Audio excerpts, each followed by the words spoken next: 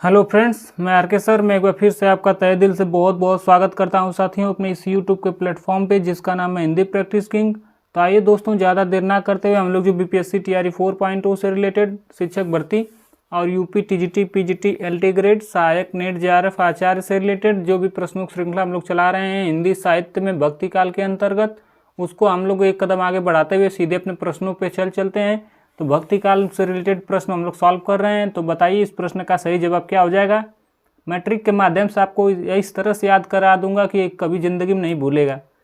बताइए श्रृंगार रस के घोर विरोधी संत कौन थे। बताइए, मलूक दास जी थे या कबीर दास जी थे या सुंदर दास जी थे या रैदास जी थे। इसका सही जवाब हो जाएगा option C is the right answer. क्या हो जाएगा? Sundar Das is the right answer. आप लोग ऐसे भी याद रख सकते हैं कि सुंदरदास क्यों हो जाएंगे, क्योंकि जानते हैं कि श्रृंगार क्या होता है। जो महिलाएं बहुत ज़्यादा सुंदर होती हैं वो और ज़्यादा श्रृंगार करती हैं ताकि मैं और ज़्यादा सुंदर दिखूं।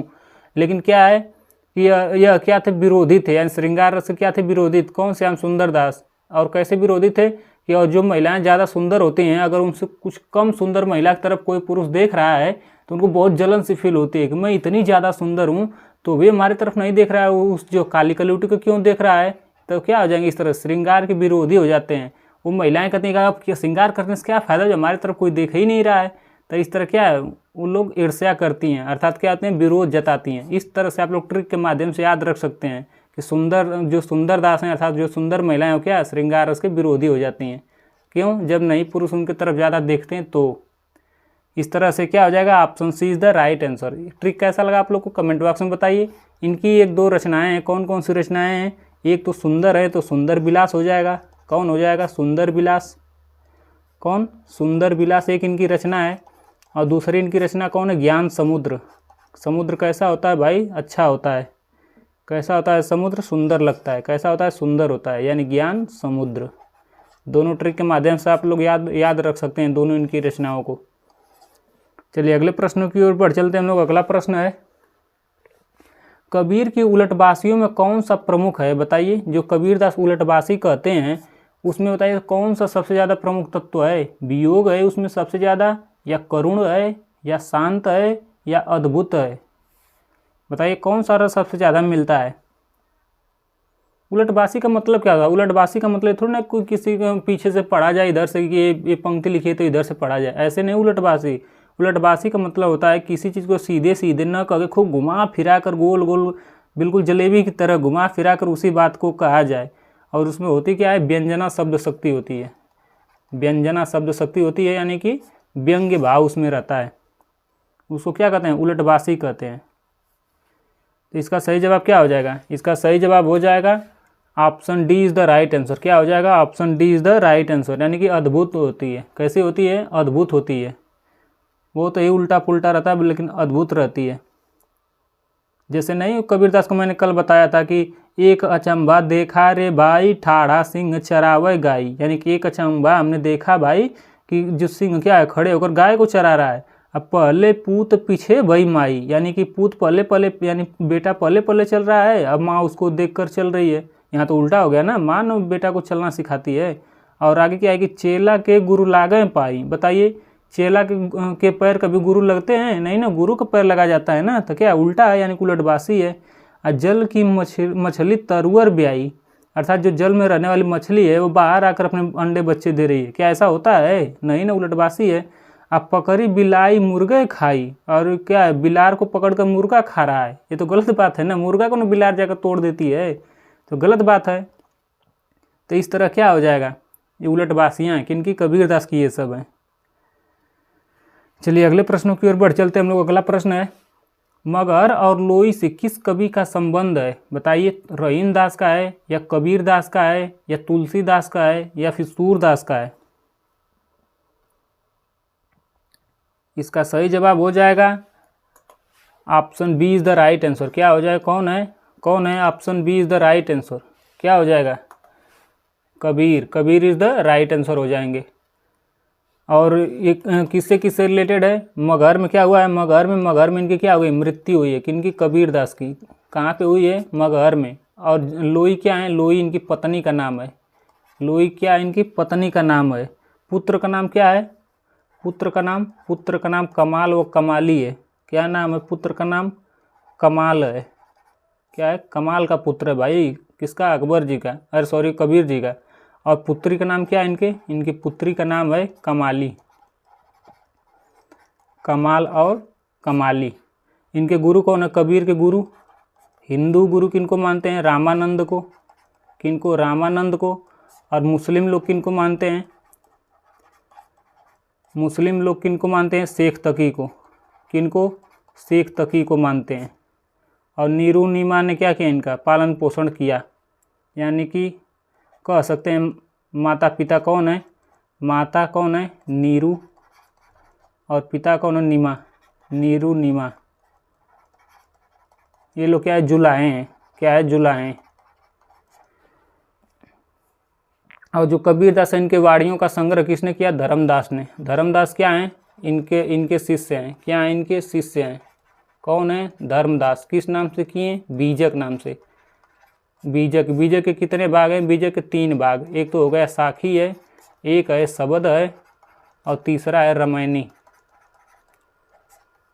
साखी से शबद है, रामायणी है। स से साखी हो गया।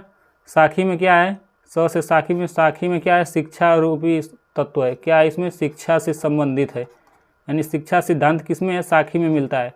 और शबद में क्या है? स से शबद है और र से रामायणी है। यानी कि साखी के बाद शबद और रामायणी में क्या मिलता है? रहस्य। र से रामायणी, र से रहस्य और दर्शन। रहस्य और दर्शन से रिलेटेड क्या है? बातें इनमें मिलती हैं। हाँ और इनके बारे में थोड़ा सा देख लेते हैं। इनको वाणी का डिक्टेटर किसने कहा? वाणी का डिक्टेटर किसने कहा? अब मैं बता चुका हूँ डिक्टेटर का मतलब होता है या तो वकील कह लीजिए, या तो डिक्टेटर का मतलब तानाशाह होता है। और ये लोग जब तक 1000 रुपये नहीं लेते हैं तब तक काम नहीं करवाते हैं वकील लोग। तो इससे याद कर लीजिए कि 1000 से हो गया हजारी प्रसाद द्विवेदी। कौन? हजारी प्रसाद द्विवेदी, यानी कि HPD। हजारी प्रसाद द्विवेदी का यह कथन है। यानी कि किनको? कबीरदास को कौन कहते हैं? हजारी प्रसाद द्विवेदी। क्या कहते हैं? वाणी का डिक्टेटर कहते हैं। क्या कहते हैं? वाणी का डिक्टेटर। अच्छा, इनको सदुक्कड़ी भाषा किसने प्रयोग की? सदुक्कड़ी भाषा किसने कहा कि इनकी भाषा क्या है? सदुक्कड़ी है। सदुक्कड़ी किसने? अब इतना टेढ़ा बात किसने, कौन बोल सकते हैं? शुक्ल जी बोल सकते हैं पूरे हिंदी में। तो कौन है? आचार्य रामचंद्र शुक्ल बोलते हैं। अच्छा, इनकी भाषा को पंचमेल खिचड़ी किसने कहा? पंचमेल खिचड़ी किसने कहा? अब खिचड़ी कैसी होती है? सुंदर बन गई। क्या बन गई? सुंदर, अर्थात श्याम सुंदर दास। किसने कहा? श्याम सुंदर दास ने कहा। किसने कहा? श्याम सुंदर दास ने। इस तरह से आप लोग ट्रिक के माध्यम से याद रख सकते हैं। देखिए कितने बढ़िया से मैं समझा दिया सारे तथ्यों को। चलिए अगला प्रश्न है, कबीर की पत्नी का नाम क्या था? जस्ट मैं अभी बताया हूँ, थोड़ा सा भी देखे होंगे आप तो बता ले जाएंगे। इनकी पत्नी कौन थी? ऑप्शन ए रेवली थी, ऑप्शन बी लोई थी, ऑप्शन सी पाई थी, या ऑप्शन डी कमाली थी। यहाँ पे पत्नी पूछा है तो क्या हो जाएगा? इसका सही जवाब हो जाएगा option B is the right answer. कौन? लोई थी। कौन? पत्नी लोई थी। पिता कौन थे? नीरू। माता कौन थी? नीमा। और इनका पुत्र का नाम था कमाल, पुत्री का नाम कमाली। और इनके वाणियों का संग्रह किसने किया? धर्मदास उनके शिष्य ने। कब किया? 1464 में किया। जिसके कितने भाग थे? 3 भाग थे। क्या नाम था? साखी, शबद और रामायणी। बच्चन सिंह को क्या कहते हैं कि हिंदी भक्ति काव्य का प्रथम क्रांतिकारी पुरस्कर्ता कबीर हैं। कौन कहते हैं? बच्चन सिंह। और HPD क्या कहते हैं इनको? भाषा का या वाणी का डिक्टेटर कहते हैं। कौन? हजारी प्रसाद द्विवेदी। डिक्टेटर का मतलब वकील होता है, और वकील कितना? 1000 रुपये लेकर काम करते हैं। इस तरह से ट्रिक से आप लोग याद रख सकते हैं। इस तरह इसका सही जवाब क्या हो जाएगा? Option B is the right answer. क्या हो जाएगा? लोई इज द राइट आंसर। कमाली कौन है? यह पुत्री हैं। कौन है? पुत्री हैं। चलिए अगले प्रश्नों की ओर बढ़ चलते हैं। अगला प्रश्न है, निम्नलिखित में से कौन सी प्रवृत्ति संत काव्य की नहीं है? बताइए कौन सी ऐसी आदत है जो संत लोग की नहीं है? यही पूछा गया है। गुरु की महत्ता, रहस्यवादी भावना, वर्ण व्यवस्था को प्रोत्साहन, या बाह्य आडंबरों का खंडन। इसका सही जवाब हो जाएगा option C is the right answer. क्या हो जाएगा? वर्ण व्यवस्था को प्रोत्साहन नहीं देते हैं। वर्ण व्यवस्था का मतलब हो गया जाति। अब जाति को प्रोत्साहन तो संत लोग देंगे नहीं कि नहीं तुम जात धर्म से क्या करो, दंगा करो या मारकाट करो, ऐसा तो कहेंगे नहीं। गुरु की महत्ता भाई, गुरु हमारे हैं, परम है, परमेश्वर है, पूज्य हैं, तो कहेंगे ही भाई, संत लोग हैं तो ज्ञान की बात में तो बताएंगे ही। रहस्यवादी भावना भाई, कोई रहस्य है कि संसार कैसा होता है, कैसे नियमबद्ध होता है, कैसे चलता है, क्या होता है, इसके बारे में तो भाई संत ही लोग बताते हैं ना अच्छे से। बाह्य आडंबरों का खंडन, इससे मतलब है कहीं पर्यटन करके कहीं दर्शन करने जाएं, ये गलत बात है। अपने मन से मानिए, आप लोग दिल से अंदर से भगवान को मानिए। मूर्ति पूजा मत करिए, दिल से पूजा करिए, अपने माँ बाप की पूजा करिए। ऐसा कौन लोग बताते हैं? संत लोग बताते हैं। यानी कि जो दिखावा न करिए, बाह्य आडंबर न कीजिए कि मैं जा रहा हूँ वहाँ तीर्थ स्थान पे जा रहा हूँ, तीर्थ स्थल करके आऊँगा तो भगवान को पा लूँगा, ऐसा कुछ नहीं है। माता पिता के कदमों में ही सारा जहान है, ऐसा कौन कहते हैं? संत लोग ऐसी ऐसी प्यारी प्यारी बातें बताते हैं। तो इस तरह क्या हो जाएगा, वर्ण व्यवस्था को ये लोग प्रोत्साहन नहीं देते हैं। चलिए अगले प्रश्नों की ओर बढ़ चलते हैं। अजगर करे न चाकरी, पंछी करे न काम, दास मलुका कह गए सबके दाता राम। भैया सबके दाता राम। यह पंक्ति किस कवि की है? मैं बता भी चुका हूँ, गाने में ही हमारा उत्तर भी है। Option A Malukdas, option B है सूरदास, ऑप्शन सी है गुरु नानक देव, ऑप्शन डी है निराला जी। यह पंक्ति किनकी है?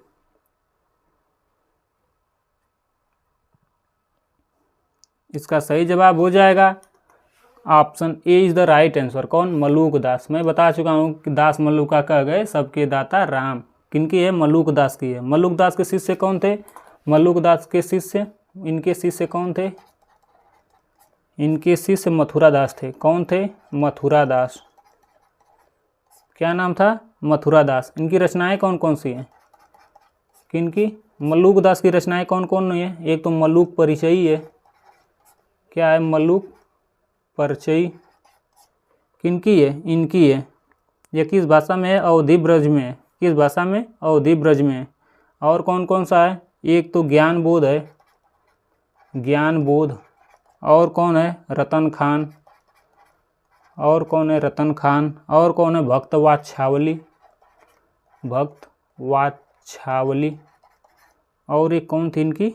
रामावतार लीला, रामावतार लीला इत्यादि इनके क्या हैं? रचनाएं हैं। और देख लेते हैं उनके गुरु नानक देव के द्वारा रचित रचनाएं देख लेते हैं। एक तो है जपूजी, इनको दूसरे कलर से हम लोग देख लेते हैं। जपूजी, रहीरास, रहीरास, सोहिला, सोहिला, नसीहतनामा, नसीहतनामा। सूरदास के क्या है? सूर सारावली, सूर सरावली, साहित्य लहरी, साहित्य लहरी इत्यादि क्या है? इनकी रचनाएं हैं। चलिए अगले प्रश्नों की ओर बढ़ चलते हैं। अगला प्रश्न है, निर्गुण भक्ति के कवि नहीं है। बताइए कौन निर्गुण भक्ति के कवि नहीं है? बताइए आप लोग। रैदास नहीं है, या कबीरदास नहीं है, या दादू दयाल नहीं है, या श्री रामानुजाचार्य नहीं है। इसका सही जवाब हो जाएगा option D is the right answer. कौन नहीं है? श्री रामानुजाचार्य जी महाराज नहीं है। यह किन से रिलेटेड है? यह जो है श्री संप्रदाय से रिलेटेड। कौन? राम भगवान के को हम लोग क्या बताते हैं? यानी कि श्री राम बुलाते हैं, यानी कि श्री संप्रदाय से रिलेटेड हैं। और यह कहाँ के लिए विशिष्ट हैं? यह जो अयोध्या वासियों के लिए क्या है? राम भगवान विशिष्ट हैं, यानी कि विशिष्टावाद से संबंधित हैं। किनसे हैं? विशिष्टावाद से संबंधित हैं। यह निर्गुण नहीं है। रैदास जी यह भी संत हैं, दादू दयाल यह भी संत हैं, कबीरदास ये तो पूरी तरह संत हैं। सब लोग क्या हैं? संत काव्य धारा से रिलेटेड हैं। और को भी किसमें? निर्गुण भक्ति धारा से रिलेटेड है। चलिए अगले प्रश्नों की ओर बढ़ चलते हैं। अगला प्रश्न है, निम्नलिखित में से कौन संत कवि नहीं है? बताइए कौन से ऐसे संत हैं जो कवि नहीं है? बताइए। दादू दयाल, या फिर कबीरदास, या सुंदरदास, या श्रीधर पाठक।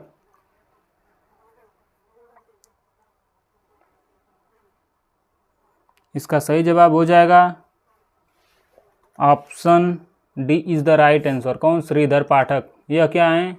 यह स्वच्छंदतावादी कवि हैं। क्या हैं? ये आधुनिक युग के खड़ी बोली के क्या हैं? प्रथम स्वच्छंदतावादी लेखक हैं। चलो थोड़ा सा लिख देता हूँ।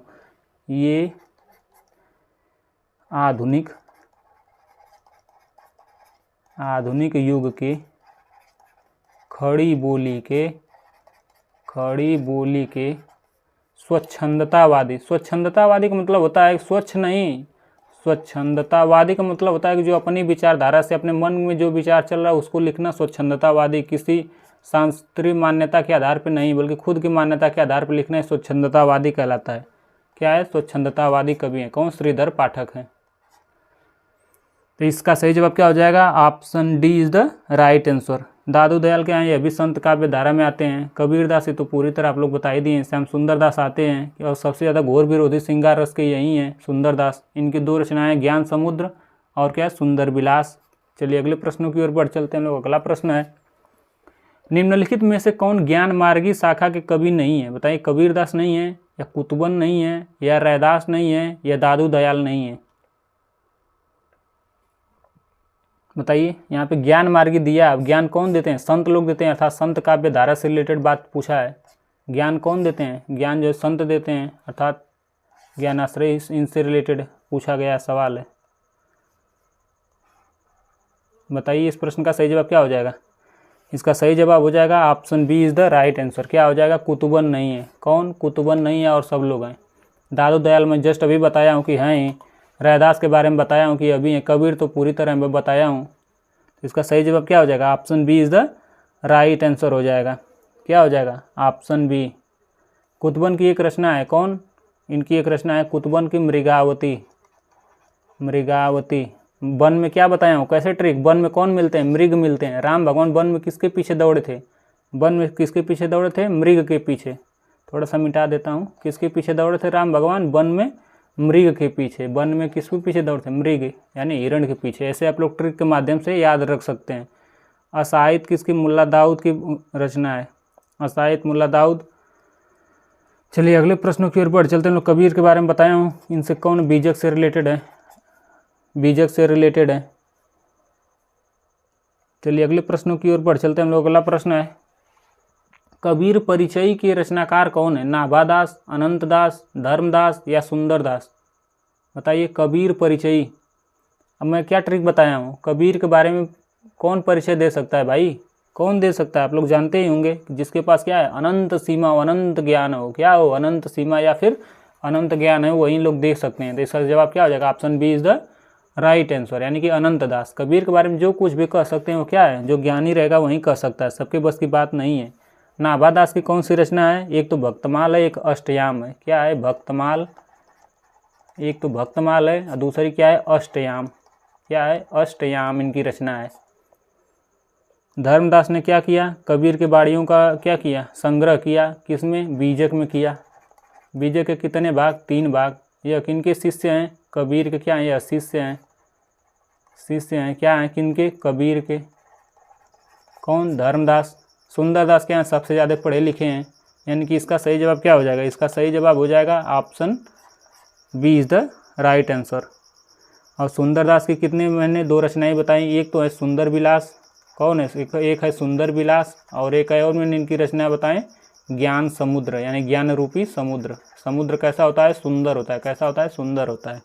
चलिए अगले प्रश्नों की ओर बढ़ चलते हैं। इसी तरह प्यारे प्यारे ट्रिक से हम लोग धीरे धीरे सारे प्रश्नों को याद कर लेंगे और हमारे सर पे कोई बोझ लेने की ज़रूरत नहीं है। आराम से सब कुछ याद हो जाएगा। आप मुस्कुराइए क्योंकि आप आर के सर के क्लास में हैं। निरंजनी संप्रदाय के प्रवर्तक कवि कौन है? बताइए। दादू दयाल हैं, या हरिदास हैं, या गरीबदास हैं, या सुंदरदास हैं? क्या है यहाँ पे? निरंजन। निरंजन से हो गया अलख निरंजन भगवान। कौन? क्या कहते हैं जो आते हैं संत लोग? अलख निरंजन, यानी को लोग क्या करते हैं? भगवान की पूजा करते हैं। किनकी? हरिदास की। किनकी पूजा करते हैं भाई? हरिदास की पूजा करते हैं, यानी कि option B is the right answer. क्या हो जाएगा? हरिदास की पूजा करते हैं, यानी कि इनको ही कहता है, कहा जाता है अलख निरंजन। किनको? हरिदास को। इस तरह से क्या हो जाएगा? Option B is the right answer हो जाएगा। यह किन से रिलेटेड है? हरिदास लोग। यह जो सखी संप्रदाय से, हरि भगवान क्या करते हैं? हरि सखी, यानी सख्य भाव से रहते हैं। सखी संप्रदाय से रिलेटेड है। सखी संप्रदाय से रिलेटेड है। और इनके हरिदास के एक शिष्य हुआ करते थे। कौन? तानसेन। क्या नाम है? तानसेन। वहीं बीड़ा वादक तानसेन। यह क्या है? शिष्य हैं। लिख दे रहा हूँ आप। क्या है? यह क्या है? शिष्य हैं। चलिए अगले प्रश्न की ओर बढ़ चलते हैं हम लोग। अगला प्रश्न है, दोहा चौपाई में लिखित पदों को क्या कहते हैं? बताइए। रमैनी, या पद या बावनी या साखी, यानी कौन सी ऐसी जो रचना है जो दोहा और चौपाई में लिखा गया है, बताइए। इसका सही जवाब हो जाएगा option A is the right answer. क्या हो जाएगा? रामायणी इज़ द राइट आंसर। क्या हो जाएगा? रामायणी लिखा गया है। अब इसको आप लोग ट्रिक के माध्यम से याद कैसे रख सकते हैं, पहले तो हम लोग सबको देख लेते हैं। साखी क्या करते हैं? सखी यानी कि साखी, यहाँ पर क्या लिखा है? साखी में क्या है? दोहा छंद। शब्द में क्या? पहले तो ये लीजिए बीजक। बीजक का जो है किसने संकलन किया? धर्मदास ने। किसने किया? धर्मदास ने। यह किसकी रचना है? कबीरदास की। इसकी कितनी शाखाएँ हैं? 3 शाखाएँ। कितनी शाखाएँ? 3। एक तो है साखी, एक है शबद, एक है रामायणी। इसमें इसी रामायणी को कहा गया है। साखी में क्या है? साखी में इसमें क्या है? इसमें दोहा छंद है। क्या इसमें दोहा मिलता है। इसमें क्या मिलता है? शबद में इसको गा कर बताया जाता है, अर्थात गेय है। और जो रामायणी इसमें क्या होता है? इसमें दोहा के साथ क्या मिलता है? दोहा के साथ चौपाई होती है। दोहा के साथ चौपाई होती है, अर्थात राम जी क्या करते हैं? चौपाई पे लेटते हैं, लेट कर क्या है अपना दोहा सुनाते हैं या गाते हैं। सखी लोग क्या करते हैं? बस दोहा गाती रहती हैं। किनको? कृष्ण जी को लेकर। क्या करिए, मैं आपकी साखी यानी साक्षी के मानकर मैं आपकी साखी बननी चाहती हूँ। कौन गाती हैं? गोपियाँ। चलिए, इस तरह ट्रिक के माध्यम से आप लोग को याद हो गया होगा। चलिए अगले प्रश्नों की ओर बढ़ चलते हैं। अगला प्रश्न है, दशरथ सुत त्रिलोक बखाना, राम नाम का मरम है आना। इन पंक्तियों के माध्यम से कबीर क्या कहना चाहते हैं, बताइए। मैं राम नाम का मर्म जानता हूँ, यह कहना चाहते हैं, या फिर मेरे राम नाम का मर्म कुछ और है, यह कहना चाहते हैं, या दशरथ के पुत्र का वर्णन तीनों लोक में होता है, यह कहना चाहते हैं, या फिर दशरथ पुत्र राम की महिमा अपरंपार है, यह कहना चाहते हैं। बताइए इस प्रश्न का सही जवाब क्या हो जाएगा। इसका सही जवाब हो जाएगा option B is the right answer. क्या कहते हैं कि मेरे राम नाम का मर्म क्या है? कुछ और है। जो आप लोग सोच रहे हैं कि यह दशरथ के पुत्र हैं, या फिर मैं उनके बारे में वर्णन कर रहा हूँ कि दशरथ सुत त्रिलोक बखाना, अर्थात दशरथ के पिता जो पुत्र हैं राम, उनका बखान तीनों लोक में होता है। राम नाम का मर्म है आना, अर्थात राम नाम करके ये सब लोग मोक्ष की प्राप्ति करते हैं। ऐसा कुछ नहीं मेरे कहने का मतलब है। कबीरदास कहते हैं कि मेरे कहने का मतलब मेरे राम कोई और ही हैं, अर्थात मेरे राम का नाम का मर्म का मतलब भेद कुछ और ही है। यानी कि दशरथ के पुत्र राम जो हैं उनके बारे में नहीं कहा गया है, वो तो शरीरधारी हैं। अब मैं क्या है कि मैं निर्गुण भक्ति कहता हूँ, अर्थात क्या है कि जो गुणों से ऊपर होने वाले हैं, यानी गुणातीत हैं, जो घट घटवासी हैं, उस ज्ञान की बात मैं कर रहा हूँ। इस राम की बात नहीं कर रहा हूँ जो दशरथ जी के पुत्र हैं। ऐसा कौन कह रहे हैं? ऐसा कबीरदास जी कह रहे हैं कि यानी दशरथ सुत त्रिलोक बखाना, राम नाम का मर्म है आना, अर्थात मेरे राम नाम का मर्म कुछ और ही है। क्या है? कुछ और ही है, यह नहीं है। क्या? इस तरह से option B is the right answer. क्या हो जाएगा? Option B. चलिए अगले प्रश्नों की ओर बढ़ चलते हैं। अगला प्रश्न है, कबीर के निर्गुण पंथ का आधार भारतीय वेदांत और सूफियों का प्रेम तत्व है, यह विचार किनका है? बताइए। शुक्ल जी का है, या राहुल सांकृत्यायन जी का है, या एचपीडी जी का है, या गोविंद त्रिगुणायत का है?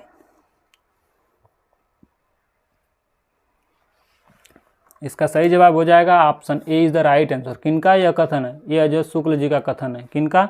आचार्य रामचंद्र शुक्ल जी का कथन है। इन्होंने लिखे हैं कि ज्ञान मार्ग की बातें कबीर ने हिंदू साधु सन्यासियों से ग्रहण किया है, जिसमें सूफियों के सत्संग से उन्होंने प्रेम तत्व का मिश्रण किया और अपना एक अलग ही पंथ चलाया। ऐसा कहने वाले कौन है? ऐसा शुक्ल जी कहते हैं। किनको? कबीर के बारे में। इस तरह आचार्य Ramchandra Shukla is the right answer हो जाएंगे। यानी कबीर को निर्गुण पंथ का आधार भारतीय वेदांत और सूफियों का प्रेम तत्व कहने वाले कौन है? शुक्ल जी हैं। अगला प्रश्न है, इनमें से कौन संत कवि नहीं है? बताइए। कबीरदास नहीं है, या तुलसीदास नहीं है, या फिर सुंदरदास नहीं है, या फिर मलूकदास नहीं है? इसका सही जवाब हो जाएगा option B is the right answer. क्या हो जाएगा? कौन नहीं है? तुलसीदास नहीं है। तुलसीदास किनसे रिलेटेड है? राम काव्य से रिलेटेड है। किनसे?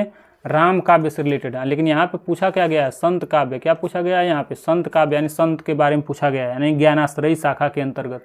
चलिए मैं यहाँ एक लिस्ट बनवा दे रहा हूँ, कौन ज्ञानाश्रयी में आते हैं, कौन प्रेमाश्रयी में आते हैं, कौन रामाश्रयी में आते हैं, कौन कृष्णाश्रयी में आते हैं। एक बड़ा सा मैं लिस्ट बना दे रहा हूँ। आप लोग बताइए इसका सही जवाब क्या होगा। अर्थात आप लोग देखिए, सही जवाब नहीं देना है। पहले तो देख लीजिए एक जो है कितने, पहले तो भक्ति काल यहाँ देख लेते हैं हम लोग, क्या है भक्ति काल। 5 मिनट लगेगा, लेकिन ये बहुत मोस्ट इम्पॉर्टेंट ये है, इसमें पूछा जाता है हर टीजीटी पीजीटी एग्जाम में, यह पक्का पूछ लिया जाता है कौन किससे रिलेटेड है। क्यों? क्योंकि जानते हैं कि स्टूडेंट इसे याद नहीं करते हैं, थोड़ा सा मुश्किल काम, इसलिए इसे याद नहीं करते हैं और यहीं से लोग प्रश्न पुटअप कर देते हैं। पहला कौन सा है? पहला है ज्ञानाश्रय या फिर संत काव्य धारा। क्या नाम है? ज्ञानाश्रय।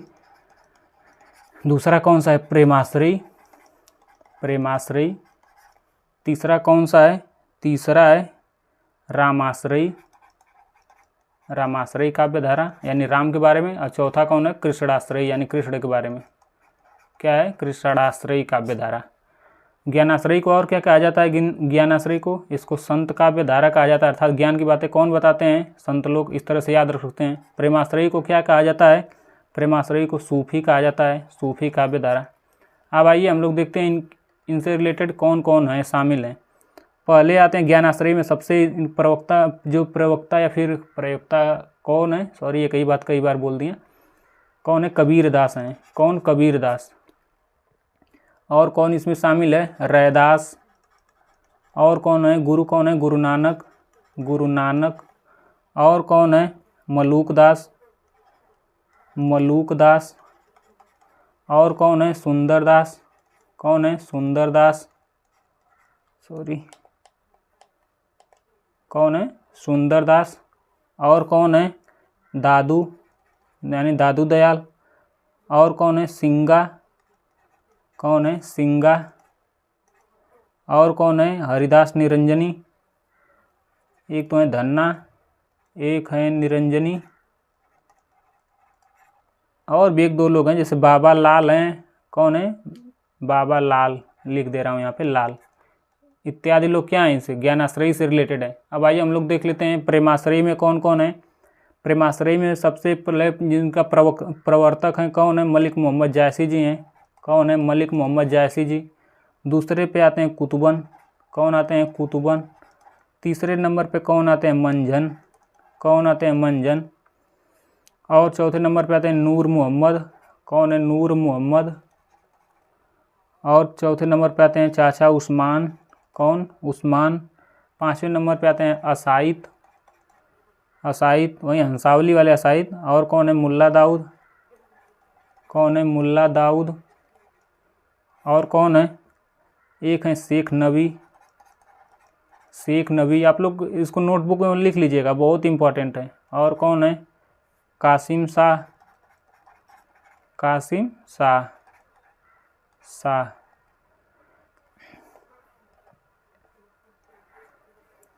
और तो नहीं कोई है। चलिए प्रेमाश्रय रामाश्रय के बारे में हम लोग देख लेते हैं। हम लोग रामाश्रय में कौन कौन है?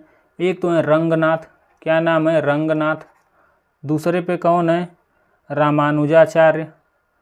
पहले मैं इसके सबसे प्रवर्तक कवि कोई लिख दे रहा हूँ, उसके बाद ही मैं किसी को लिख रहा हूँ। किसके बाद सबसे प्रवर्तक कवि यानी कि राम के प्रवर्तक कवि कौन है? रामाश्रय के तुलसीदास हैं, तुलसीदास। और कृष्णाश्रय कौन है? सूरदास। तुलसीदास हो गए। दूसरे नंबर पे कौन है? रंगनाथ, लिख सकते हैं आप लोग नाम, रंगनाथ।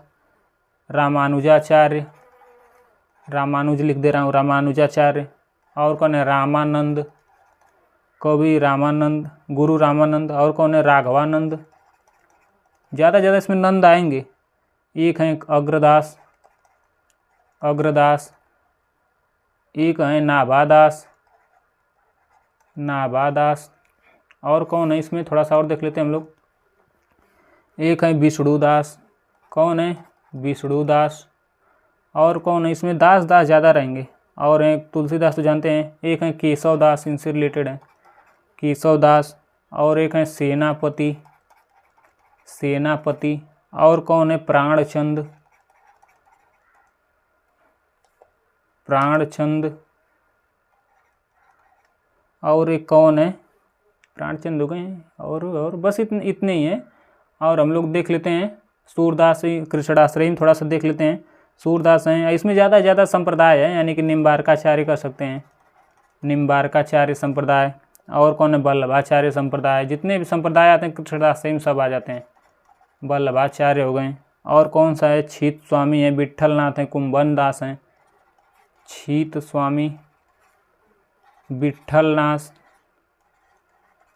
नाथ हो गए, और कौन, कुंभन दास, पूरा लिस्ट बना रहा हूँ। एक सूरदास तो हो ही गए, और कौन बचे, परमानंद दास बचे, और कौन, कृष्णदास बचे, और कौन बच गए, गोविंद, क्या नाम है, हाँ गोविंद स्वामी जी बच गए। थोड़ा सा ऊपर हम लोग देख लेते हैं इनके बारे में, ऊपर थोड़ा सा हम लोग देख लेते हैं कौन कौन बच गए हैं। और एक तो बच गए गोविंद स्वामी, और कौन बच गए, छीत स्वामी, नहीं छीत स्वामी के बारे में तो लिख ही दिए हम लोग, छीत स्वामी के बारे में हो गया है। और कौन बच गए, इसमें चतुर्भुज नहीं लिखे ना, चतुर्भुज दास हैं, चतुर्भुज दास, और कौन है, नंददास जड़िया, नंददास हो गए, और कौन बच गए, हरिदास नहीं लिखे हैं, हरिदास हो गए। और कौन बचे, चैतन्य महाप्रभु हित हरिवंश, एक चैतन्य भी है ना, चैतन्य संप्रदाय थे, कौन हो जाएंगे, चैतन्य महाप्रभु, एक हरिदास तो हो ही गए हैं। और कौन, हित हरिवंश बच गए, हित हरिवंश। और कौन बच गए, मीराबाई रसखान, ये लोग तो कैसे स्वच्छंदतावादी, फिर भी इसमें इसके अंतर्गत आती हैं लोग, मीराबाई। और एक कौन बच गए, रसखान इत्यादि लोग कौन है, कृष्णाश्रयी शाखा से रिलेटेड है। मैं पूरी लिस्ट बना चुका हूँ, इसको आप लोग लिख कर बार बार दोहराइए, रिवीजन करिए, आप लोग को भी याद हो जाएगा। चलिए अगले प्रश्न की ओर बढ़ चलते हैं, नहीं तो वीडियो बहुत लंबा हो जाएगा। क्या दिया, काल क्रम के अनुसार चिन्हित कीजिए, अर्थात काल क्रम के अनुसार लगाइए। काल का मतलब जन्म से दिया है, यहाँ पे काल पूछा है, वर्ण नहीं पूछा है, काल पूछा है। सबसे पहले जन्म किसका हुआ, उसके बाद किसके हुआ, उसके बाद किसका हुआ, इस तरह से। कबीरदास के बारे में तो सब लोग जानते हैं, कबीरदास का कब हुआ था, 1398। कब, 1398। यह प्रश्न आया हुआ है बीपीएससी टीआरई 2.2 में, और रीट के एग्जाम में आया हुआ है इसी बार। गुरु नानक का जन्म भी आया था 1469 वाला। इसके बाद हम लोग देखते हैं सूरदास का कब का होना है, 1478 में इनका है। कब है, 1478 में। और 1469 में किसका है, आप लोग बताइए कमेंट बॉक्स में, 1469 में। तुलसीदास का जन्म कब है, तुलसीदास का जन्म है 1532। कब है, 1532 में बताया। इसका उल्टा कर दीजिए, इनका मरण हो जाएगा, या था 16 कर दीजिए, 15 का 16, और 2 को पहले लगा के 3 को बाद में कर दीजिए, क्या हो जाएगा, तुलसी की मृत्यु हो जाएगी। यह मैं ट्रिक बता चुका हूँ। मलिक बचे, मलिक मोहम्मद जायसी, यह कौन है, 1492। कब है, 1492, आप लगा लीजिए। सबसे पहले और उसके बाद में कौन है, सबसे पहले 1300 में कौन है, कबीर हैं सबसे पहले, अर्थात ये वाला कट जाएगा। कबीर 3 ऑप्शन बचे। दूसरे नंबर कबीर के बाद कौन आ जाएंगे, 1398 के बाद 1478 है, इसके बाद 1492, यानी कि कबीर के बाद सूर आ जाएंगे, अर्थात ये अभी कट गया। कबीर के बाद ये तुलसी आ गई, अभी कट गया, अर्थात ये 2 ऑप्शन वैसे एलिमिनेट हो गए, कबीर और सूर, ये 2 सही हो गए। अब इसके बाद देखते हैं हम लोग 1478 के बाद देखते हैं 1492, जायसी किस में है, बी वाले में, यानी कि option B is the right answer हो जाएगा। चलिए अगले प्रश्न की ओर बढ़ चलते हैं हम लोग। अगला प्रश्न है, थोड़ा इसको याद रखिएगा आप लोग। इनमें से किस मध्यकालीन संत भक्ति कवि का राजस्थान से संबंध नहीं था, यहाँ पे नहीं दिया है कि नहीं था। बताइए कौन ऐसे व्यक्ति हैं जो संत हैं, क्या है, संत हैं, यानी ज्ञानाश्रयी से रिलेटेड हैं, और वह राजस्थान से नहीं है। दादू दयाल नहीं है, या नागरी दास नहीं है, या संत पीपा नहीं है, या मलूक दास नहीं है। बताइए इस प्रश्न का सही जवाब क्या हो जाएगा। इसका सही जवाब हो जाएगा, कौन कौन नहीं है। दादू दयाल कहाँ से हैं, दादू दयाल दादू दयाल कहाँ से हैं। इनका जन्म अहमदाबाद गुजरात में हुआ था। कहाँ हुआ था, अहमदाबाद से रिलेटेड है। कहाँ से रिलेटेड है, अहमदाबाद से। पीपा का जन्म कहाँ है, पीपा का जन्म राजस्थान से है। कहाँ है यह, राजस्थान से रिलेटेड है। नागरी दास कहाँ से रिलेटेड है, नागरी दास यह भी राजस्थान से रिलेटेड है। मलूक दास कहाँ से हैं, मलूक दास को आप लोग जानते हैं, इलाहाबाद से। कहाँ से, इलाहाबाद से। तो इसका सही जवाब क्या हो जाएगा, ऑप्शन 1 ई बनाना होगा, कि अर्थात ए और डी दोनों, यानी कि यही हो जाएगा, ए और डी दोनों नहीं है। चलिए अगले प्रश्न की ओर बढ़ चलते हैं। इन लोग का जन्म स्थान थोड़ा याद रखिएगा, अहमदाबाद गुजरात, दादू दयाल याद रखिएगा आप लोग। इनमें से किस कवि का संबंध संत काव्य से नहीं है। बताइए कौन व्यक्ति हैं जो संत नहीं है। अग्रदास नहीं है, या रैदास नहीं है, या कबीरदास नहीं है, या फिर धन्ना नहीं है। इसका सही जवाब हो जाएगा option A is the right answer. कौन नहीं है, अग्रदास नहीं है। कौन नहीं है? अग्रदास नहीं है। क्यों? क्योंकि यह सगुण भक्ति से राम भक्ति धारा के अंतर्गत हैं। कौन? मैं पीछे बता चुका हूँ, सगुण से राम से रिलेटेड है, राम भक्ति काव्य धारा से रिलेटेड है। बाकी सब लोग क्या हैं? संत काव्य से रिलेटेड हैं। चलिए अगले प्रश्नों की ओर बढ़ चलते हैं हम लोग। भाषा पर कबीर का जबरदस्त अधिकार था, वे वाणी के डिक्टेटर थे। यहाँ तक तो नहीं समझ में आया, लेकिन यहाँ डिक्टेटर देखते ही हमारे माइंड में क्या है? क्लिक कर गया कि कौन ऐसा व्यक्ति कह सकता है? शुक्ल जी, या राम कुमार वर्मा जी, या परशुराम चतुर्वेदी जी, या हजारी प्रसाद द्विवेदी जी। तो आप लोग के दिमाग में तो क्लिक कर ही गया होगा कि इसका सही जवाब क्या होगा। कितने रुपए डिक्टेटर लेते हैं? 1000 रुपये। कितने? हजार रुपये लेते तब काम करते हैं, अर्थात option D is the right answer. Shukla ji क्या कहें? शुक्ल जी इनको सदुक्कड़ी कहें। किस भक्ति का संबंध उलटबासी से है? बताइए कौन सी ऐसी पंक्ति हैं जिसका संबंध उलटबासी है? बताइए। यानी कि घुमा फिरा कर, जलेबी की तरह घुमा फिरा कर वहीं बात करना कि कौन सा होगा, यही पूछा गया है। हम घर जाल्या आ पड़ा लिया मुराड़ा हाथ, अर्थात हमने घर को क्या किया? गया, और मुराड़ा यानी कि जो होती है टांगी वगैरह, उसको क्या अपने हाथ लिया। या तो कोई इसमें उलटबासी नहीं, उल्टा नहीं कहा गया है। भक्ति द्वारा संकड़ा राय 10वें भाई, अर्थात भक्ति का द्वार क्या है? हमारे 10 भाइयों ने किया। इसमें भी कोई ऐसे नहीं है। यह तन जाले मति करूं ज्यों धुआं जड़ जड़ सरग्गी, इसमें भी कुछ नहीं ऐसा दिख रहा है। आकाशे मुख औंधा कुआं पाताले पनिहारी, ये देखो हो गया। आकाश क्या है? आकाश का मुख के जैसा क्या है? कुआं का उल्टा मुंह है। कुआं का कैसा मुंह है? उल्टा मुंह है। और किसे? आकाश से। और पतियाले पनिहारी, अर्थात कि नीचे बहुत क्या है? पानी है। यानी आकाश जिस तरह बहुत ऊंचा है, उसी तरह पानी क्या है? बहुत नीचा है। क्या? कुआं में। यह क्या है? ये क्या है? राइट आंसर है। ऑप्शन डी इज द क्या है? Right answer. ये उल्टा कर दिए ना यहाँ पे। सतगुरु मारे बाणी भरी धरी करी सूढ़ी मूठी, अर्थात सतगुरु क्या है? बाण रूपी ज्ञान से क्या मारते हैं और हम लोग क्या तुरंत उसको ग्रहण कर लेते हैं। बिल्कुल सही बात है, इसमें तो कोई है आपत्ति नहीं। यानी क्या है? Option D is the right answer हो जाएगा। चलिए अगला प्रश्न की तरह। उल्टा रहता है उलटबासी में। संत काव्य में शब्द से क्या संबंध है? शब्द में क्या है? दोहा छंद की रचना है, या संबंध परक संबोध परक रचना है, या उपदेश प्रधान रचना है, या खंडन प्रधान रचना है, या गेय पद में रचना है? बताइए इसका सही जवाब क्या हो जाएगा? इसका सही जवाब हो जाएगा option E is the right answer. शब्द क्या है? गा कर सुनाया जाता है। शब्द को कैसे सुनाया जाता है? गा कर। यानी कि यहाँ से क्या है? शब्द यानी कि शब्द को क्या कहा जाता है? गाया जाता है। शब्द को पढ़ा जाता है, फिर क्या उसको गाया जा सकता है। इस तरह से आप लोग याद रख सकते हैं। रामायणी का मतलब क्या होता है? एक तो शब्द है, एक रामायणी है। रामायणी का मतलब रामायण होता है। क्या होता है? रामायणी का मतलब रामायण होता है।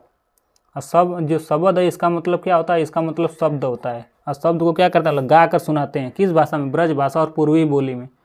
और साखी का मतलब क्या होता है? एक बच गया साखी, उसको बारे में देख लेते हैं। साखी का मतलब होता है साक्षी। साखी का मतलब, या फिर इसको तद्भव कह सकते हैं, क्या है? तत्सम साक्षी है। यह किस भाषा में है? दोहा छंद में राजस्थानी, पंजाबी, खड़ी बोली में, जो तीनों भाषा मिली जुड़ी होती हैं। इसमें होता क्या है? साक्षी में स से साक्षी, स से साखी, स से शिक्षा का सिद्धांत इनमें है। कबीरदास के सब क्या है? बीजक के भाग हैं ये सब। कबीरदास को वाणी का डिक्टेटर किसने कहा? शुक्ल जी ने। सदुक्कड़ी डिक्टेटर किसने कहा? हजारी प्रसाद द्विवेदी ने। शुक्ल ने क्या कहा? सदुक्कड़ी। श्याम सुंदर दास ने क्या कहा? पंचमेल खिचड़ी। चलिए अगला प्रश्न की ओर बढ़ चलते हैं हम लोग। कबीर के काव्य की प्रमुख प्रवृत्ति क्या है? बताइए। संबोधन परक है, या फिर खंडनात्मक है, या बहुश्रुतता है, या तीव्र विरहानुभूति है, या शास्त्रानुमोदन है?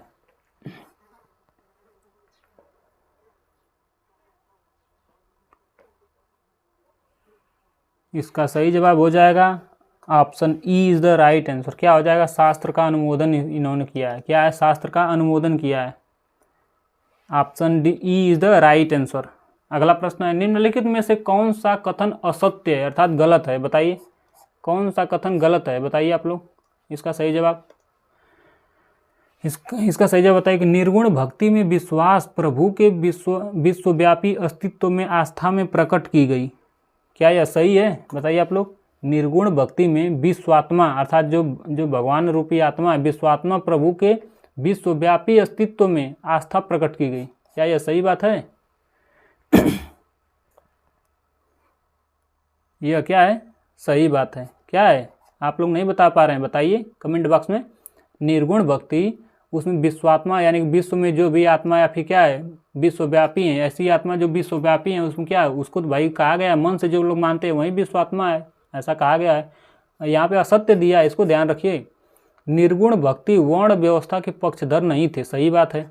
कोई भाई कोई भक्त रहेगा वो वर्ण व्यवस्था जाति व्यवस्था को मानेगा? नहीं मानेगा भाई। सब धर्म एक है, सब जाति एक है, सब भगवान क्या है बंदे हैं, ऐसा कौन मानते हैं?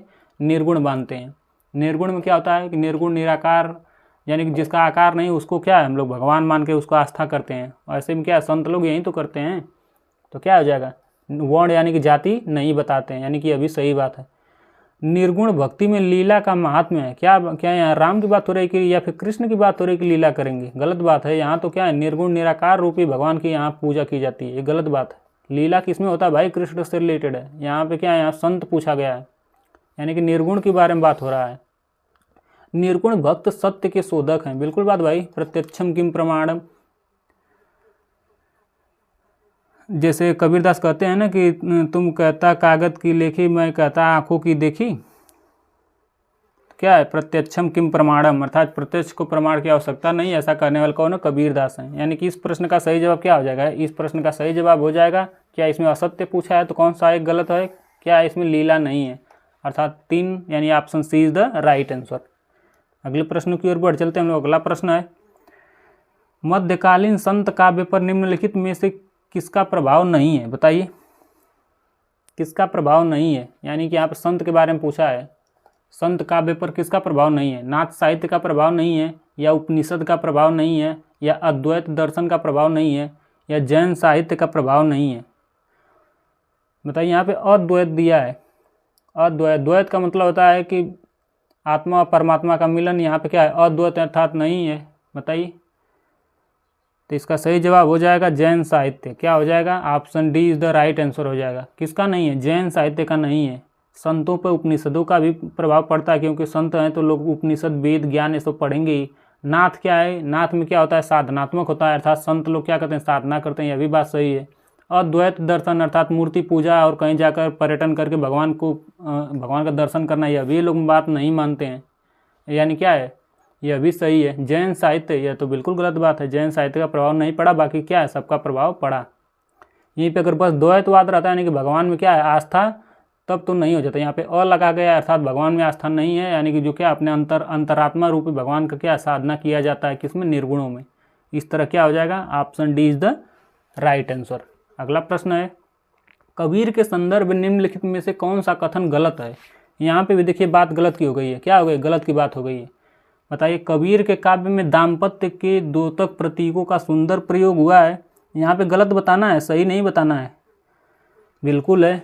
क्या हो जाएगा इसका? बिल्कुल सही बात है। कबीर के काव्य में दाम्पत्य के द्योतक प्रतीकों का सुंदर यानी प्रतीक को ही बताया गया है। आत्मा परमात्मा रूपी जो दाम्पत्य है उसके बारे में प्रतीक के माध्यम बताया गया है, किसी को दिखाया नहीं गया कि नहीं कृष्ण या फिर राम। तो क्या यह सही बात है? गलत पूछा इसमें। काव्य रचना कबीर का प्रथम लक्ष्य था। कहाँ भाई? कबीरदास तो कहते हैं कि मसी कागज छुआ नहीं, कलम गयो नहीं हाथ। मैंने कभी कलम और किताब को हाथ ही नहीं लगाया, तो फिर इसमें रचना कहाँ से होगी? बिल्कुल गलत बात है भाई। यही तो हो जाएगा, यानी कि option B is the right answer. क्या हो जाएगा? Option B is the right answer. आगे भी देख लेते हैं। कबीर के काव्य में रहस्यवाद मिलता है। बिल्कुल बात है। आत्मा परमात्मा के बारे में एकदम दिल से बताते हैं। कबीर ने समाज में व्याप्त पाखंड को पुरजोर विरोध किया। बिल्कुल सही बात है। संत लोग तो ऐसा करते ही हैं, यानी कि option B is the right answer. चलिए अगले प्रश्नों की ओर बढ़ चलते हैं हम लोग। तो साथियों आज के लिए बस इतना ही हमारा सफ़र रहा। कल मैं फिर नए जोश उमंग और उत्साह के साथ प्रस्तुत होऊंगा। तो आज के लिए बस इतना ही। अगर यह सेशन आप लोग को अच्छा लगा हो तो लाइक शेयर एंड सब्सक्राइब करना ना भूलिए साथियों। तो आज के लिए अपने आर के सर को इजाज़त दीजिए। धन्यवाद साथियों।